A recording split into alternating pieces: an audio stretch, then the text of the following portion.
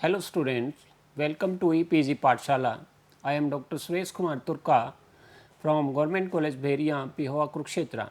Today we are going to discuss on the topic HRD practices across nations of the paper International Human Resource Management.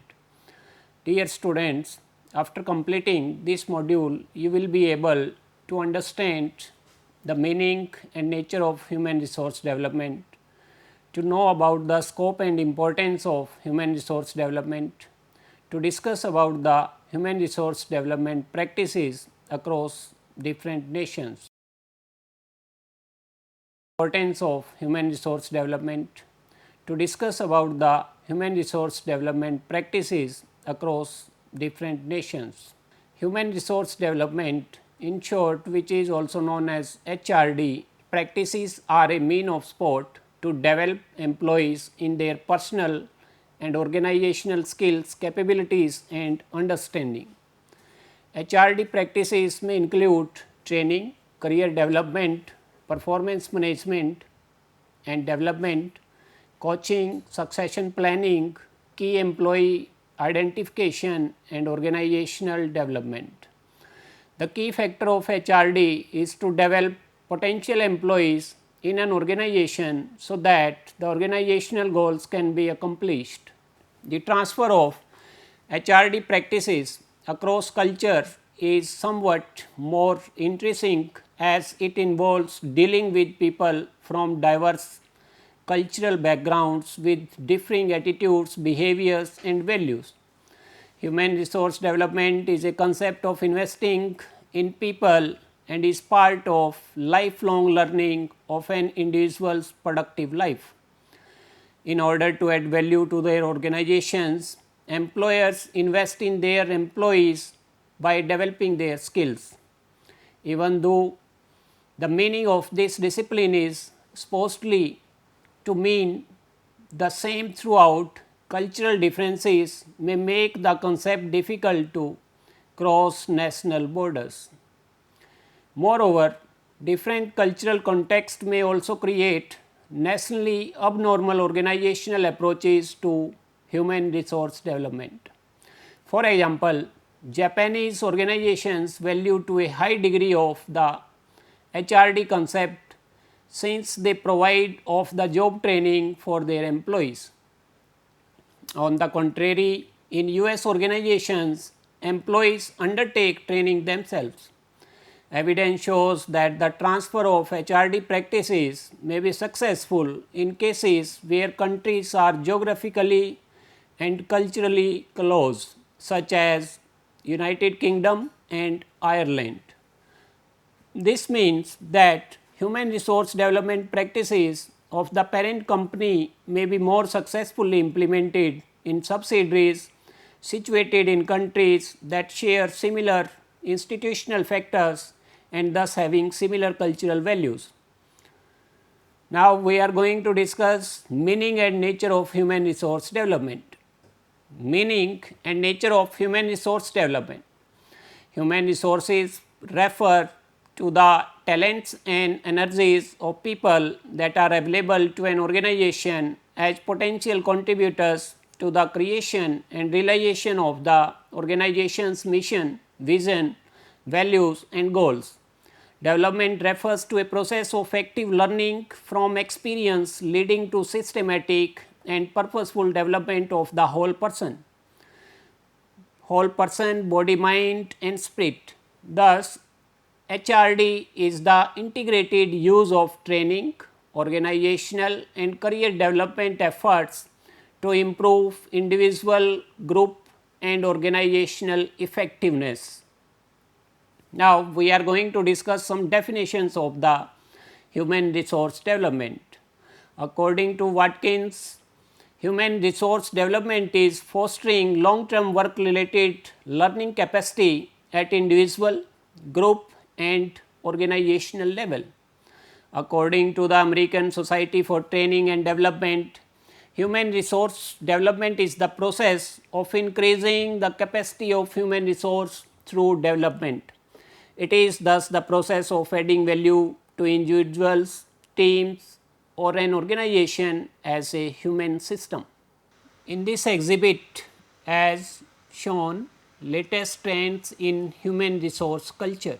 Now, the question is there, what are the recent trends? These trends are increased awareness of cultural differences in workplaces, increased need of cross cultural understanding in business environment, management of global talent, increased popularity of virtual global teams. These trends have transformed the role of a manager into a much more complex from than it was before. Cultural adaptation issues have become unavoidable alongside the introduction of global business orientations. As India is becoming an increasing important destination for many foreign investors and multinational corporations, it is very important to understand these trends to avoid cross cultural issues. Nature of human resource development. Systematic approach. Human resource development is a systematic and planned approach through which the efficiency of employee is improved. The future goals and objectives are set by the entire organization, which are well planned at individual and organizational levels. Second, continuous process. Human resource development is a continuous process for the development of all types of skills of employees, such as technical, managerial, behavior and conceptual. Till the retirement of an employee, sharpening of all these skills is required. Next one is the multidisciplinary. Human resource development is multidisciplinary as it takes input from various fields of behavioral science, engineering, psychology, commerce, management, economics, medicines, etc. Integrated use of subsystems. Human resource development involves use of various techniques or its subsystem, which include performance appraisal, training, management development, career planning, organizational development, counseling, workers participation and quality circles, etc. Next point of the nature of human resource development is the key elements for problem solving. As we know, nowadays organization faces many problems due to economic, social, political and technological changes in the environment. These problems can be solved only by knowledge, expertise, skills and creative efforts of the workforce, which can be achieved by the human resource development. Now, we are going to explain the scope of human resource development. Human resource development deals with the development of human resources for efficient utilization of these resources in order to achieve individual, group and organizational goals. So, in the scope, first of all, the point is training. Training is an essential element of human resource development. This develops the skills and capacity to work at higher levels and positions. Training is possible by different methods. It is useful for self development and career development. Then next point is the performance appraisal. Performance appraisal in an important area of human resource development. The purpose of performance appraisal is to study critically the performance of an employee and to guide him to improve his performance. This technique is useful for building a team of capable employees and is also used for their self development. Next one is the potential appraisal. It relates to the study of capabilities of employees. It is useful for proper placement and career development of employees. Potential appraisal of employees is useful for developing their special qualities, which can be used fruitfully along with the expansion and diversification of activities of the company. In this exhibit, the scope or mechanism of the human resource development has been explained, and it includes the performance appraisal, potential appraisal, career planning, training and development, organization development, employee welfare, quality of work life, rewards and human resource information system. In scope of human resource development, next point is the career planning and development. Under human resource development, employees should be given guidance for their self development and career development. The opportunities likely to develop in the organization should be brought to their notice. They should be motivated for self development, which is useful to the organization in the long run. Next point is the employees welfare. Employees welfare is within the scope of human resource development. Welfare facilities are useful for creating efficient and satisfied labor force. Such facilities raise the morale of employees. Employee welfare include the provision of medical, recreational facilities, subsidized canteen, free reining and other measures introduced for the human resource development. Next one is the rewards and incentives. Human resource development includes provision of rewards and incentives to employees so that they can motivate, so that they can learn and grow and to develop the new qualities, skills and experience which will be useful in the near future for the employees. Reward is an appreciation of good work. It may be in the form of promotion or higher pay, etc. Organizational development. HRD aims at providing conflict free operations throughout the organization. It also keeps plants ready to deal with problems like absenteeism, turnover, low productivity or industrial disputes. Next point is the quality of work life. Quality of work life depends on sound relations between employers and employees. A forward looking policy on employee benefits like job security, attractive pay, participative management and monetary and non monetary rewards will go a long way in improving the quality of work life. Human resource information system. Such system acts as information bank and facilitates human resource planning and development in a proper manner.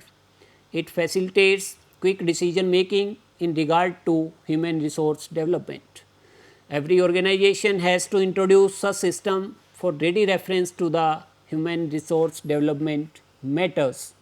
Now, we are discussing the importance of human resource development and it is useful in the growth of organization. Growth of organization is associated with the development of its workforce. In changing situation, HRD must be viewed as the total system interrelated and interacting with other systems at work like production, finance and marketing. Second importance is the development of work culture. The need of human resource development is felt as it improves the efficiency of employees, check monotony at work, better communication, development of mutual cooperation and creativity of all the members comes into limelight. Next one is the developing potentialities. The main concentration of human resource development manager essentially is on enabling people to self actualize through a systematic approach by which their existing talents are further developed. Growth of employees. Human resource development is associated with the growth of employees.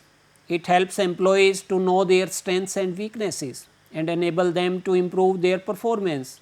The management should provide adequate opportunity for the development of human resource management for the development of their talents so that their development will benefit the organizational growth. Adaptability. Continuous training that develops the professional skills of employees play an important role in human resource development. This can help the employees to adapt themselves to organizational change that takes place on a continuous basis. In the coming slides, we are going to discuss the HRD practices across different nations. The growing number of organizations looking to HRD for help in developing the capacity to compete in a global economy.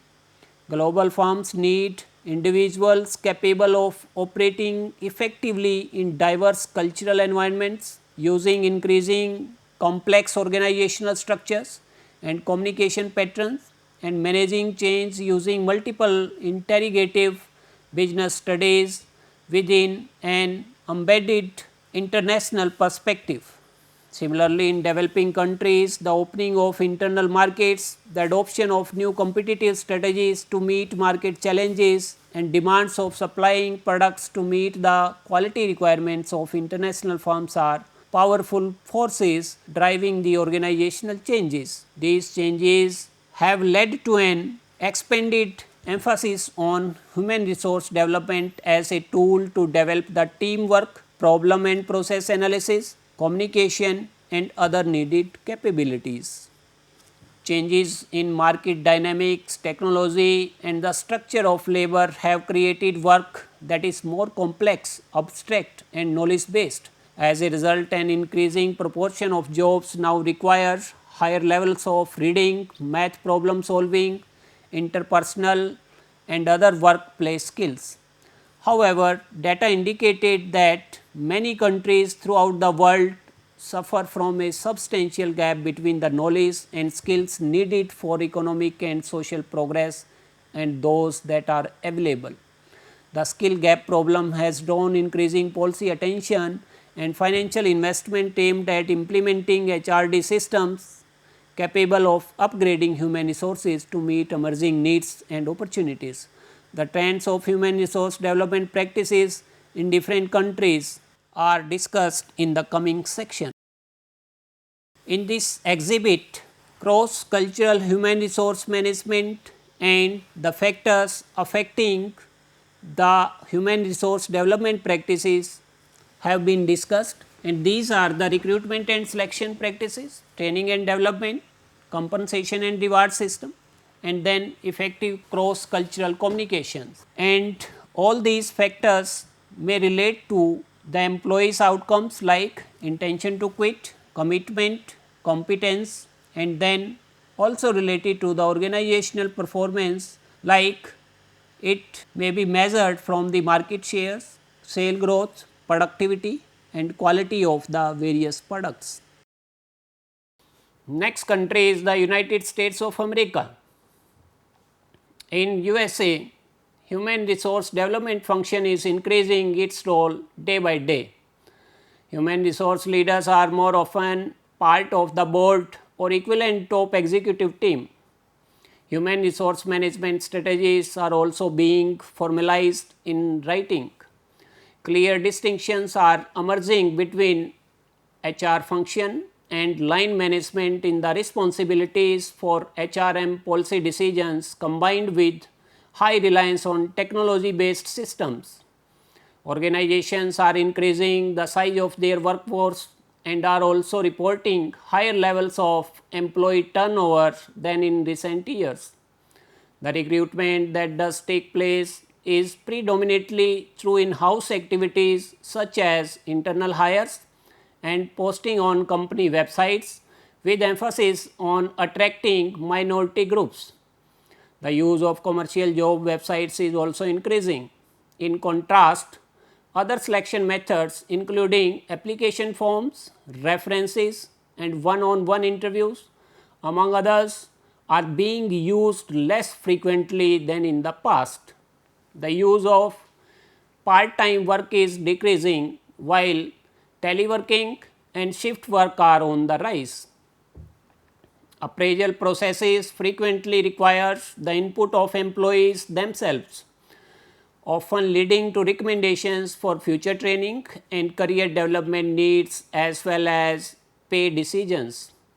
Organizations are becoming smarter with providing training as the average number of training days is increasing, likely due to greater use of e-learning systems and on the job training.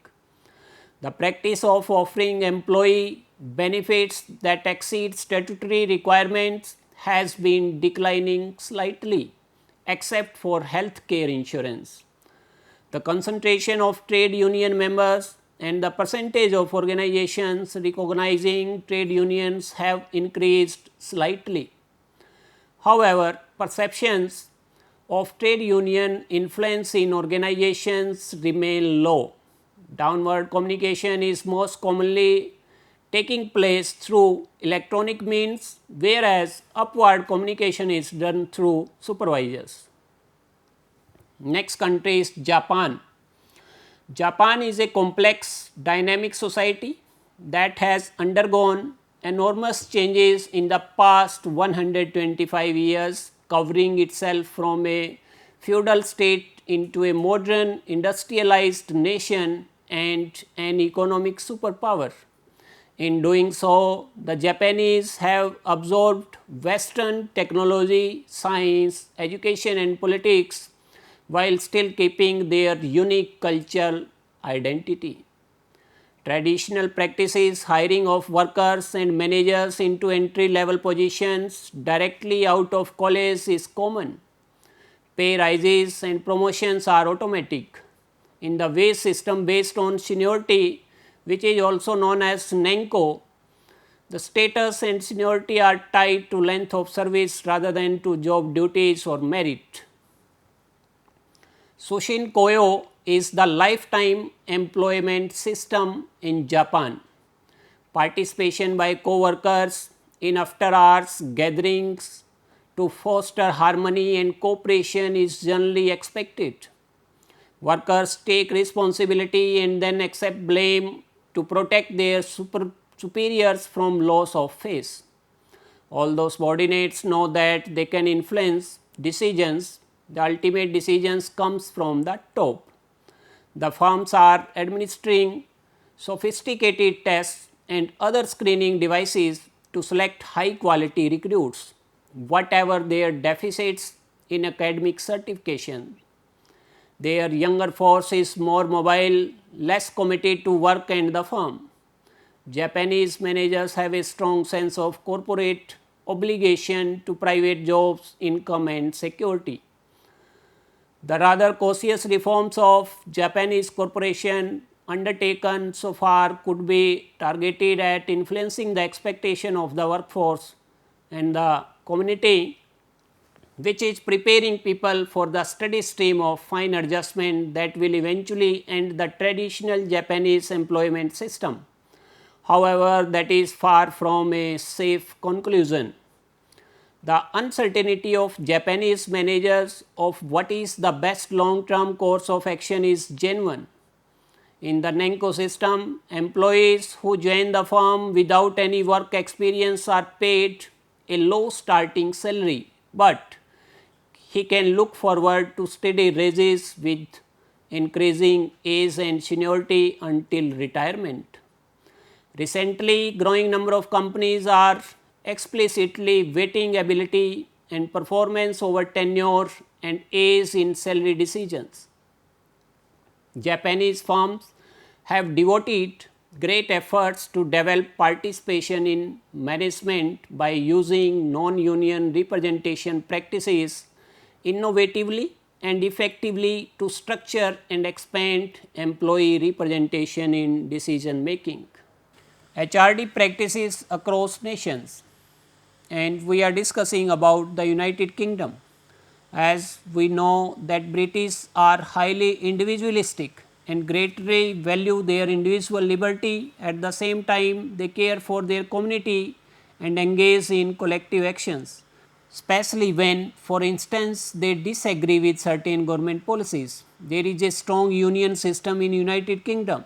Union membership is craft based and cuts across firms and organizations. As a result, there may be several unions represented in the same factory. They are career oriented and join other company if they got better prospects and opportunities. They fight for better pay settlements and better working conditions within the present economic and social system. However, unlike in America, managers tend to spend much less on employee training. As a result, the British workforce has far lower productivity rates than the Americans. Family backgrounds, education and even ascent betray people's social class. Individualism appears also to influence the relationship between employees, their boss and their work organizations. British employees, unlike for their Japanese counterpart, do not expect their superior to look after them and to help them with their personal difficulties. This would be an assault to their privacy. The acceptance of power inequality is also noticeable in the British class consciousness. In organizations, the class system is mirrored in the different treatments accorded to manual workers and low level office workers on the one hand and to managers and other high ranking office staff on the other. Managers and other white collar employees have normally greater advantages over manual workers in many respects such as power, status, pay, physical working conditions, eating places, rules for lunch and tea breaks and holidays. The United Kingdom makes substantially more use of performance assessment in human resource decisions. Assessment is used for almost all the staffs and takes the form of an annual meeting with and written feedback from the immediate period. Some departments also use 360-degree feedback. A comprehensive range of criteria is used including activities undertaken, timeliness and quality of output, improvement of competencies, interpersonal skills and cost effectiveness of work. Assessment is of high importance to career development and remuneration. In addition, the United Kingdom uses performance related pay significantly. Now, we are going to discuss about the HRD practices in Australia. In Australia, there is no distinction between the public and private sector regarding the rights to unionize and strike, which all staffs are granted subject to restriction under the Fair Work Act 2009. Both sectors are entitled to some funding of pensions and there are no guarantees in favor of lifelong employment. The recruitment system used is substantially more position oriented. Most vacancies are open to external recruitment with selection panels and in some cases recruitment firms being used. The Australian Public Service has measures in place to promote the recruitment of indigenous Australians and people with a disability. These include preferential selection in designated positions, the use of a disability employment service provider and special cadetship and traineeship aimed at promoting the recruitment of indigenous Australians. Agency heads are required to report annually on the effectiveness and outcomes of their workplace diversity programs and to ensure that their program are reviewed at least every 4 years.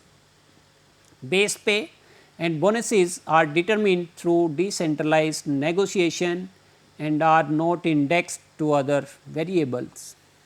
Seniority based pay is not used, but the employee's previous salary is taken into account when taking on a new position. Work content is the most important factor to determine basic salary, after which performance, seniority and relevant experience are also considered. Legislation requires that recruitment decisions such as promotions be based on the relevant merit of the candidates. The factors to be considered are not defined in legislation. Agency heads are required to establish a workplace diversity program that values diversity and promotes equity in employment. There are no formal restrictions to grades or hierarchy level. Selection panels are systematically used and there is some use of assessment centers. The performance assessment in HR decision in Australia are substantially used. Assessment is of importance for remuneration decisions and an extensive range of performance criteria is used, which include timeliness of activities, output quality, cost effectiveness, values, improvement of competencies. In addition, Australia performance related pay is used for most central government employees and most commonly takes the form of performance based permanent pay increments. Next country is the Germany. The recruitment system in the German public service is skewed towards a career based system. Entry into the public service is gained through a competitive examination for a specific post with selection managed at the level of organizations. No posts are open to external recruitment. Applicants first have to apply for entry into the public service. However, there have been some measures to increase the use of external recruitment for professionals. Disabled and women are entitled to preference in the selection process. Base salary and bonuses for public employees are set in a single comprehensive agreements for the whole federal government through a collective bargaining framework. In general, civil servant remuneration is adjusted in line with the agreement reached for public employees.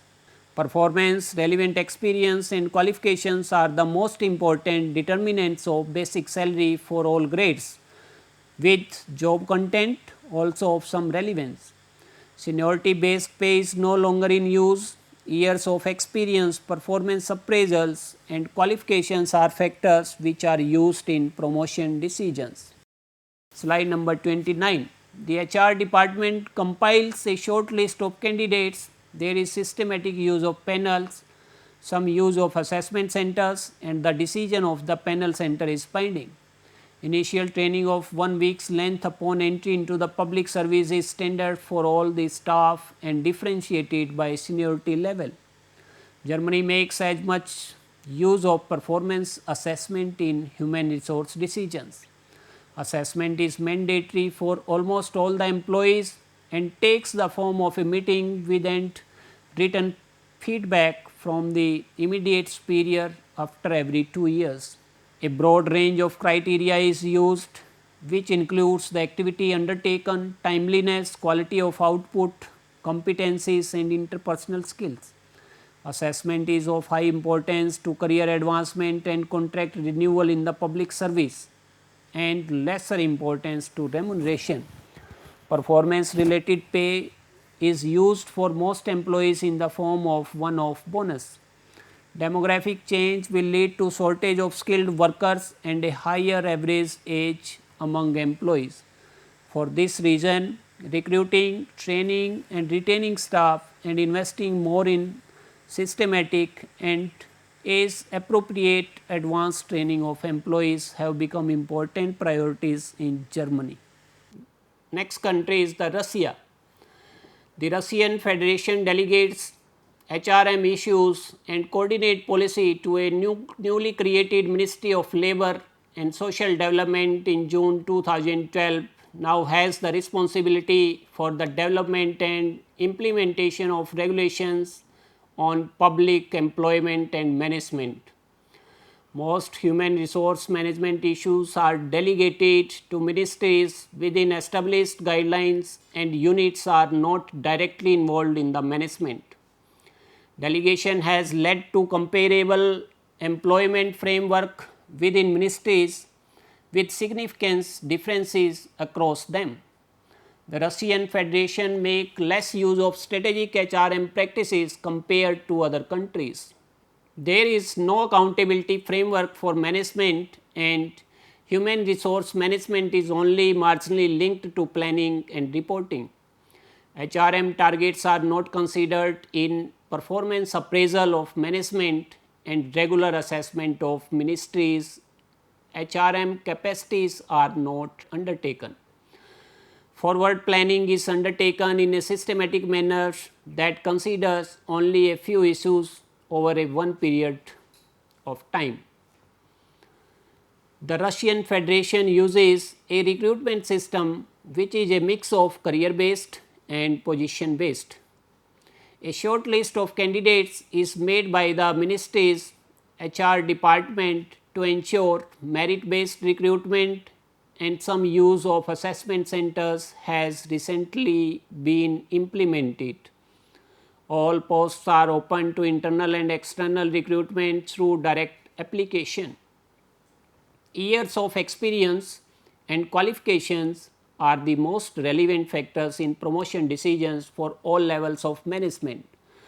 Formalized performance assessment of organization and of almost all individuals is mandatory, but the implementation of the legislative provisions is still in its very early stages. State civil servants are subject to an appraisal once every 3 years. Performance management of individuals in the Russian public administration consists mainly of the judgment of the superiors on the individual's behavior and training courses taken in the last years. Assessment is of high importance to career advancement, but is not relevant for remuneration or contract renewal. Russia does not use performance related pay. However, some bonuses are given for performance of especially important and complex assignments. Next country is India. India, like the United States, is a complex multicultural society with many languages, religions and traditions. One common characteristic of Indian people is collectivism, which can be readily identified as related to work organization. Indians are said to be community conscious. However, it seems that the community to which an Indian person feels affiliated and in whose affairs he is interested is his extended family, close circle of relatives and friends, caste and religious groups, rather than society as a whole. In the workplace, trade unions represent a countervailing power to management authority. There are no craft unions in India. Trade unions are either plant based or national organizations which are run locally in each state and focus their activities on the interest of their immediate members at the plant or local industry level. There are provisions for setting up works committee in factories and workers' participation in decision making at shop floor and plant levels. There are various acts of parliament which secure minimum wages, regulation for payment of wages, working conditions, equal remuneration for men and women, and several schemes providing security to the workers against contingencies such as industrial accidents.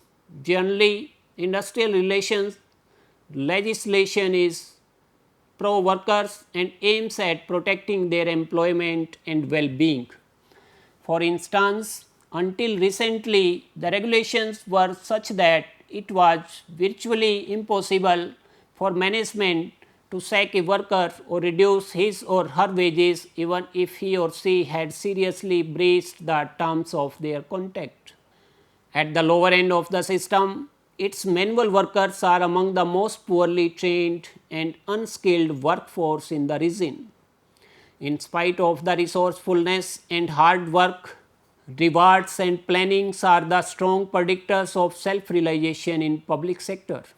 Planning creates an environment so that managers in the organization can institute action plans to cope with projects which human resource needs. Other HRD practices such as recruitment and selection bear in mind the constitutional obligations while fitting the job. The jobs are reserved for certain castes and tribes, taking into account the constitutional obligation rather than organizational goals. Automatic promotion up to certain level for managers and high job security reduces the influence of performance evaluation and career management.